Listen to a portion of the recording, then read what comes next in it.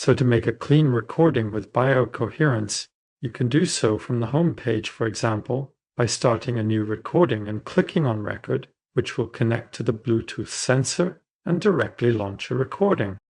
You will see a pretty animation during the recording, but this is just to pass the time, since the animation isn't updated in real time according to the measurements. The measurements will be calculated at the end of the recording, but it does show everything that can be obtained afterwards, and above all it passes the time, since it does take some time to get a good recording. You'll see up there the three sliders that fill up: energy, activity, and length. These are the three sliders that need to be filled up completely if you want to have enough information to calculate all the variables.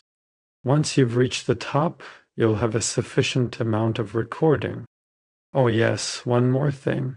For the recording to go well, you need to put a thumb on each of the sensors. If you ever have a signal that isn't of good enough quality, don't hesitate to use electrode gel or simply moisten your fingers. It can improve things.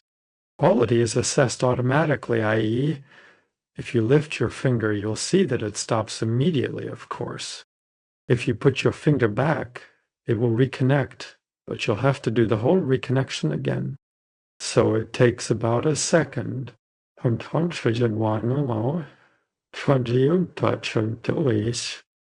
then if you don't press down hard enough, or you move, or you do weird things like that, you'll see that it changes to a red background, which means that it's not taking into account the data recorded.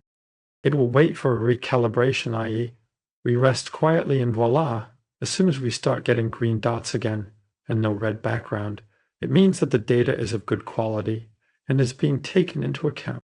We're up to almost 100% on the links. When the recording is not taken into account, it's shown on a red background up here and on a red background in the middle of the screen too. So next, we click on Stop, and it will calculate all the data at the bottom, and we'll be able to see the different sections here, which are the different main chapters we'll see in a recording dedicated to the scanner.